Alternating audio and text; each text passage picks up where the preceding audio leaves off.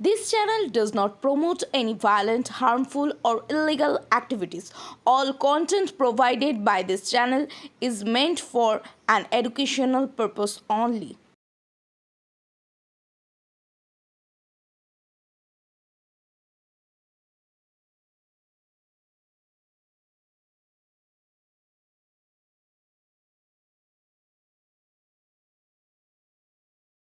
কোথায় রাস্তা চওড়া হয়েছে আমরা কিছু দেখেছি?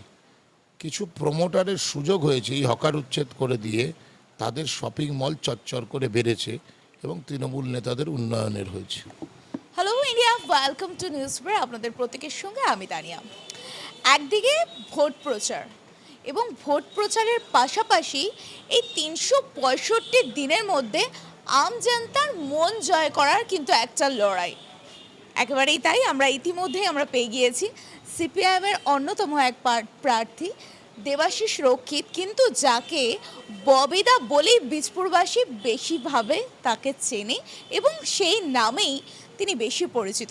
ববিদা, প্রথমেই নিউজ পেপারে অনেক অনেক স্বাগত জানাই। আপনাদের সংস্থাকে আমি স্বাগত জানাচ্ছি, ধন্যবাদ এবং কৃতজ্ঞতা জানাচ্ছি আমাকে সরাসরি দর্শকদের কাছে উপস্থিত করবার জন্য। এইবারের যে ভোট 2026-এর এই যে 103 বীজপুর বিধানসভা, সেখানে দাঁড়িয়ে বিভিন্ন ইস্যু কিন্তু কাজ করছে। একদিকে তো এসআইআর, অপরদিকে রয়েছে ভাতা এবং তারও অপর দিকে যে বিষয়টা রয়েছে রোহিঙ্গা।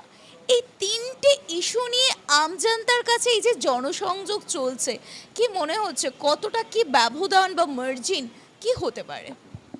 ইস্যু শুধু এই তিনটে না, ইস্যু অনেক কিছুই আছে। ইস্যু আছে হচ্ছে যে শিক্ষা, স্কুলগুলো বন্ধ হয়ে যাচ্ছে, উঠে যাচ্ছে, কতগুলো ঢুকছে। এখানে ইস্যুস হচ্ছে কর্মসংস্থান, কাজ কী হবে, বেকারদের যুবকদের কাজ, বেকার যুবতীদের কাজ কী হবে, যারা অস্থায়ী কর্মচারী দীর্ঘদিন ধরে পৌরসভা, কলেজ, সিভিক পুলিশে কর্মরত, তাদের ভবিষ্যৎ কী, স্থায়ীকরণ হবে কি না, মেয়েদের সোশ্যাল সিকিউরিটি, নারী নিরাপত্তার বিষয়, তাদের কর্মসংস্থানের বিষয়, এটা আছে। এর সঙ্গে আছে জলকর, ভবিষ্যতে যা চাপাতে পারে তৃণমূল বা বিজেপি আসলে। জল সমস্যা বড় আকার ধারণ করেছে কাঁচরাপাড়া অঞ্চলে। নিকাশি সমস্যা হালিশহরে একটা বড় সমস্যা, যত্রতত্র জমি ভরাট করে ফ্ল্যাট হওয়া, এইসব নিয়ে বড় সমস্যা। খুবই গুরুত্বপূর্ণ সমস্যা সেটা হচ্ছে যে স্মার্ট মিটার, যা আমরা ঠেকিয়েছি, কিন্তু সরকারি কোনো নির্দেশিকা বেরোয়নি যে স্মার্ট মিটার তারা প্রত্যাহার করেছেন। দিল্লি সরকারের প্রজেক্ট, ফলে বিজেপি আসলেও তা হতে পারে, তৃণমূল আসলেও তা হবে। সুতরাং বামপন্থীরা আসলে এটা হবে না। তার সঙ্গে মানুষের বিদ্যুৎ ব্যবহারের অধিকার, এর সঙ্গে আছে হচ্ছে স্বাস্থ্য পরিষেবার প্রশ্ন, হসপিটালগুলোতে যে অব্যবস্থা, কাঁচরাপাড়ায় শিবানী হসপিটালের কার্যত উঠে যাওয়া, এই সমস্ত বিষয়গুলি নির্বাচনে ইস্যু আছে। কোচ ফ্যাক্টরি আছে, কাঁচরাপাড়া রেল স্টেশনে যাত্রী পরিষেবা সম্পর্কিত বিষয় আছে, যেগুলো নিয়ে আমরা ধারাবাহিকভাবে আন্দোলন আমরা করেছি। সেইগুলো হচ্ছে এই নির্বাচনে ইস্যু আছে।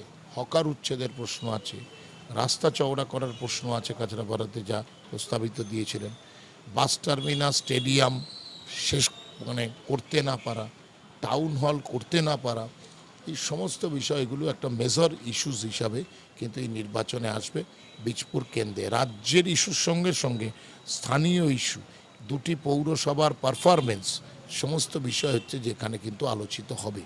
এই যে আপনি বললেন হকার উচ্ছেদ, তথাপি কোচ ফ্যাক্টরি এবং শিবানী হাসপাতালের এই যে উন্নয়ন, কিন্তু ইতিমধ্যে শাসক দল তারা তো বলছেন যে ইতিমধ্যে বীজপুরবাসীর জন্য ঢালাও উন্নয়ন করা হয়েছে। হকার উচ্ছেদ যে করা হচ্ছে, রাস্তার লেনটা যাতে বাড়ানো হয় এবং মানুষের যাতে চলাচলের কোনো অসুবিধা না হয়। আর শিবানী হাসপাতাল রইল পড়ে, সেটা নিয়েও নাকি মডিফিকেশন শুরু হয়ে গিয়েছে। অর্থাৎ উন্নয়ন আর উন্নয়নই কিন্তু বীজপুরবাসীর মধ্যে রয়েছে, এমনটাই মন্তব্য শাসক দলের পক্ষ থেকে। একটু তাৎপর্যতা ব্যাখ্যাটা নেব দাদা। উন্নয়ন তো হয়েছে ঠিকই, উন্নয়ন হয়েছে শাসক দলের নেতাদের ব্যক্তিগত উন্নয়ন হয়েছে, জনগণের উন্নয়ন হয়নি। 2024 সালের জুলাই মাসে হকার উচ্ছেদ হয়েছিল, 3রা জুলাই, 4ঠা জুলাই, আজকে কত সাল এবং কত তারিখ, কোথায় রাস্তা চওড়া হয়েছে আমরা কিছু দেখেছি? কিছু প্রমোটারের সুযোগ হয়েছে এই হকার উচ্ছেদ করে দিয়ে, তাদের শপিং মল চচ্চর করে বেড়েছে এবং তৃণমূল নেতাদের উন্নয়নের হয়েছে। 2, শিবানী হসপিটালে ঘাস গজিয়ে গেল, হসপিটালে আর রোগী দেখা হয় না, মানুষ চিকিৎসার জন্য না, ঘাস গজিয়ে গেল। এটা যদি উন্নয়ন হয়, তাহলে এই উন্নয়ন সম্পর্কে মানুষ ব্যালট বাক্সে তার উত্তর দেবে। 3 নম্বর হচ্ছে যে বাস টার্মিনাস এবং স্টেডিয়াম জনপুরে, এখন তো স্টেডিয়ামের রেলিংগুলোও খুলে নিয়ে যাচ্ছে। কল্যাণীতে আমাদের পরে স্টেডিয়াম হয়ে তারা আই লিগের খেলা চালু করে দিল। রাজ্যের মানচিত্রে কল্যাণী একটা উঠে আসলো যে কল্যাণী স্টেডিয়ামে বড় বড় খেলা হয়, রাজ্যের বিভিন্ন জায়গা থেকে এসে, সেটা কাঁচরাপাড়ায় করতে পারলো না। 80% স্টেডিয়াম আর বাস টার্মিনাসের কাজ শেষ করার পরেও করতে পারলো না। 85 বাস কার্যত উঠে গেছে। বাস উঠে গিয়ে যাত্রীরা ভীষণভাবে সমস্যার মধ্যে পড়েছে। ড্রাইভার এবং যারা কন্ডাক্টর, তাদেরও কাজ এখানে গেছে। ফলে এবং দূরপাল্লার বাস সার্ভিস কোনো কাঁচরাপাড়া থেকে চালু হলো না। আপনারা জানেন যে কোভিডের সময় আমি নিজে উদ্যোগ নিয়ে কাঁচরাপাড়া থানার মোড় থেকে এসবিএসটিসি সংস্থা, আমি যেহেতু চাকরি করতাম, আমি সেখান কর্তৃপক্ষের সঙ্গে কথা বলে, সেটা হচ্ছে এখান থেকে নিউ টাউন, কাঁচরাপাড়া থানার মোড় থেকে ধর্মতলা বাস সার্ভিস চালু করেছিলাম। স্টেডিয়াম এবং টার্মিনাসে আমি ছিলাম রাজ্য সরকারের প্রতিনিধি। সুভাষ চক্রবর্তীর দপ্তর থেকে যে অর্থানুকূল্যে স্টেডিয়াম এর কাজ শেষ পর্যায়ে, শুধু উদ্বোধনটা বাকি ছিল, এবং বাস টার্মিনাসও শেষ হয়ে গেছে। আজকে বাস টার্মিনাসের দেখবেন যে তৈরি হয়েছে, পেপার ব্লকগুলো খুলে নিয়ে যাচ্ছে, স্টেডিয়ামের রেলিং খুলে নিয়ে চলে যাচ্ছে, কি হতশ্রী দশা। অথচ কাঁচরাপাড়া ক্রীড়া জগতের ক্ষেত্রে কাঁচরাপাড়ার নাম হচ্ছে উল্লেখযোগ্য। মানুষ শুধু বুঝতেই পারছে উন্নয়ন। সবচেয়ে বড় জিনিস হচ্ছে, আমরা কেন বলবো, এই পৌর দপ্তরে যিনি, পৌরসভায় কাঁচরাপাড়ায় যিনি ভাইস চেয়ারম্যান, তিনিই তো বলছিলেন উন্নয়ন রাস্তায় এসে দাঁড়িয়ে আছে। ফলে সবাই মিলেই বুঝতে পারছি কি উন্নয়ন হয়েছে। টাউন হল আজ পর্যন্ত হচ্ছে যে হলো না। আমরা লক্ষ্য করে দেখলাম যে আমাদের কাছে এই অঞ্চলের জলকষ্টটা কি জায়গাতে বেড়েছে, আপনারা কি ভয়ঙ্কর জায়গাতে জলকষ্ট বেড়েছে আপনারা খেয়াল করে দেখেছেন। এগুলো মারাত্মক আকার ধারণ করেছে। পৌরসভা, কলেজে তাদেরই দলের লোকেরা রিক্রুটেড হয়েছে, তাদের আজকে স্থায়ীকরণ হচ্ছে না কলেজে। আমরা সেই কারণের জন্যই বলছি যে এই বিষয়গুলো, কোচ ফ্যাক্টরি তো প্রতিশ্রুতির পর প্রতিশ্রুতি দিয়েছিলেন, হয়নি। স্টেশনের কিছু সমস্যা আছে, 2 নম্বর প্ল্যাটফর্মে এসকালেটার নেই, যে স্বাক্ষর সংগ্রহ করে আমরা ডিআরএম এর কাছে জমা দিয়েছি। আপনারা প্রতিবন্ধীদের বেরোনোর কোনো রাস্তা নেই, প্যাসেজ যে করতে হয় স্পেশাল প্যাসেজ। জোনপুর থেকে আসা লোকগুলি, গগলপুর গয়েশপুর থেকে আসা লোকগুলি স্টেশনে এখন ঢুকতে পারে না, অনেক ঘুরে আসতে হয়।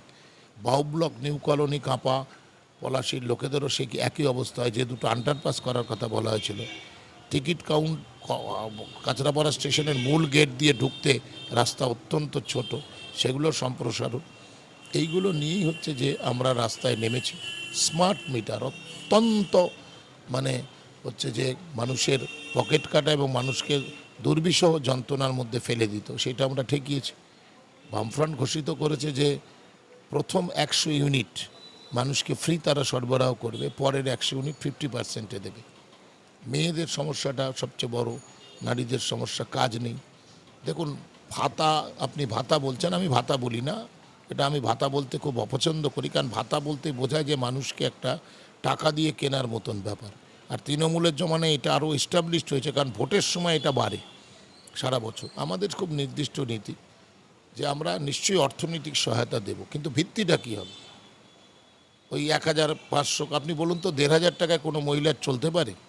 আমাদের খুব সুনির্দিষ্ট কথা, যখন আমরা অর্থনৈতিক সহায়তার পরিমাণ বাড়াবো বা নির্ধারণ করব, তখন সেই আর্থিক সহায়তার পরিমাণটা ঠিক হবে সেই সময় বাজার মূল্য কী আছে, অর্থাৎ প্রাইস ইন্ডেক্স, যেটা যেমন সরকারি কর্মচারীদের যেমন মহার্ঘ ভাতা দেওয়া হয় প্রাইস ইন্ডেক্সের উপর, ঠিক তেমনিভাবেই অর্থনৈতিক সহায়তা মহিলা এবং যুবক সমাজ যারা চাকরি পায়নি তাদের ক্ষেত্রে আমরা প্রাইস ইন্ডেক্সকে কনসিডারেশন করেই বাজার মূল্য রেখে আমরা করব।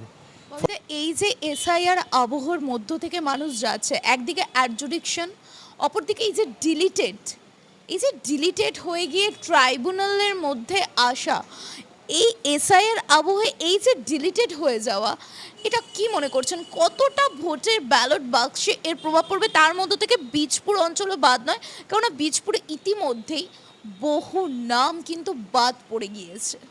বিজেপি খুব খারাপ করলো, এবং এটাতে যদি মমতা বন্দ্যোপাধ্যায় শুরু থেকে সমস্ত পার্টিগুলোকে নিয়ে ঝাঁপিয়ে পড়তে পারতো, তাহলে এই চেহারা কিন্তু আজকে সেই জায়গায় দাঁড়াতো না।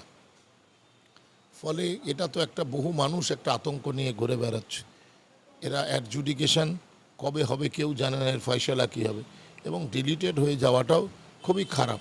ফলে ট্রাইব্যুনালে যাবে, আমরা সেই মানুষদের কাছে সহায়তা দেব, তাদেরকে আমরা সাহায্য করব। জানার চেষ্টা করব যে আমাদের আগামী দিনে নমিনেশন কবে দিতে চলেছেন প্রার্থী?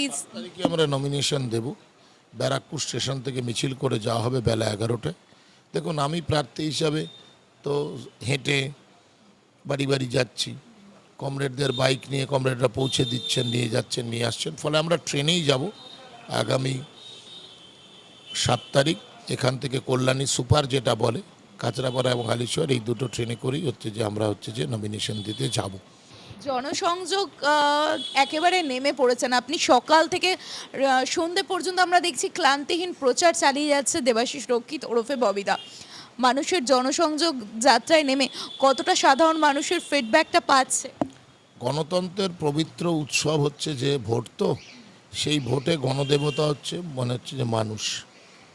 ফলে দেবতা বা আল্লাহর কাছে মানুষ যায় কেন? তার কারণ হচ্ছে তাদের আশীর্বাদ চায়, তার শুভেচ্ছা চায়, তাদের দোয়া মাঙে তাদের কাছ থেকে। ফলে সেই গণতন্ত্রের পবিত্র উৎসবে তা আমাকে গণদেবতাদের কাছেই যেতে হবে। সেই জন্য আমি বাড়ি বাড়ি যাচ্ছি। আমি রোড শো কালচারে বিশ্বাস করি না। মানুষের কাছে যেতে হবে, মানুষের কথা শুনতে হবে, মানুষের কাছে আবেদন করতে হবে ভোট দেওয়ার জন্য, এবং কি কারণে আপনি ভোট দেবেন সেই কথাও মানুষকে উপস্থিত করতে হবে। এটাই হচ্ছে গণতন্ত্র, এবং এটাই হচ্ছে গণতন্ত্রে সংখ্যাগরিষ্ঠ হওয়া বা বিজয়ী হওয়ার অন্যতম প্রাকশর্ত। ইতিমধ্যে ববিদার কথার মধ্য থেকে যে উল্লেখ্য বিষয়গুলো তুলে ধরার চেষ্টা করলাম, তিনি কিন্তু পায়ে হেঁটে মানুষের রোড শো কথাটা একেবারেই তিনি মানতে নারাজ। তিনি পায়ে হেঁটে পাড়ায় পাড়ায় ওয়ার্ডে ওয়ার্ডে মানুষের কাছে যাচ্ছেন এবং গণদেবতা আখ্যা দিয়ে মানুষের কাছে কিন্তু জনসংযোগ প্রচার ভূমিকায় নেমে পড়েছেন দেবাশিস রক্ষিত। এর পাশাপাশি আগামী 7 তারিখে নমিনেশনও তিনি দিতে চলেছেন বাই ট্রেনে। ততক্ষণ আপনারাও চোখ রাখুন নিউজ সুপারের পর্দায়। ভোট প্রচার এবং ভোট গ্রাউন্ড আপডেট পেতে নজর রাখতেই হচ্ছে নিউজ সুপারের পর্দায়। বীজপুর থেকে ক্যামেরা পার্সনের সঙ্গে আমি তানিয়া। আপনারা দেখছেন নিউজ সুপার, সব খবর সববার খবর। ধন্যবাদ।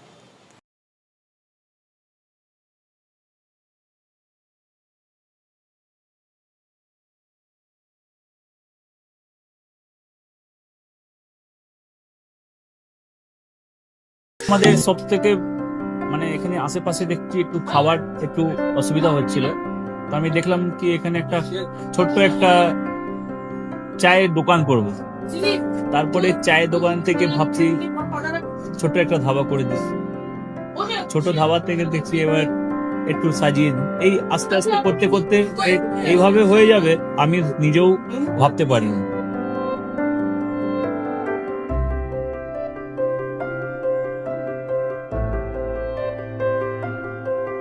ব্যবহারের জন্য আমাদের এখানে কার পার্কিং থেকে নিয়ে গেস্ট খাবার থেকে নিয়ে বাড়ি, এরকম কিছু ব্যাপার যদি থাকে তো মানুষকে বাড়িতে আমরা সার্ভিস দিতে পারবো, এইভাবেও আমরা চেষ্টা করব।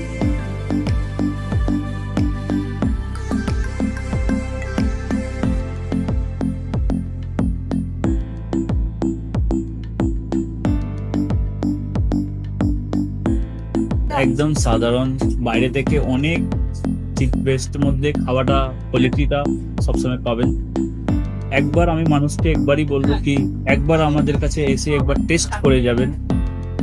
দুপুরবেলা থেকে আরম্ভ আমাদের খাওয়া, থালা, বেঙ্গলি থালা, চাইনিজ ফুড সবই আছে, একবার এসে টেস্ট করে যাবেন।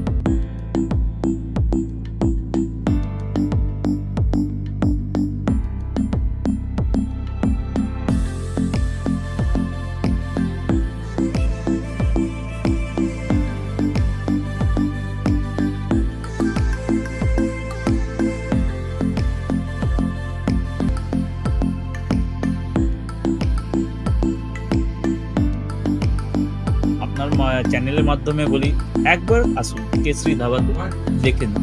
আমার নাম রঞ্জন কেশরি।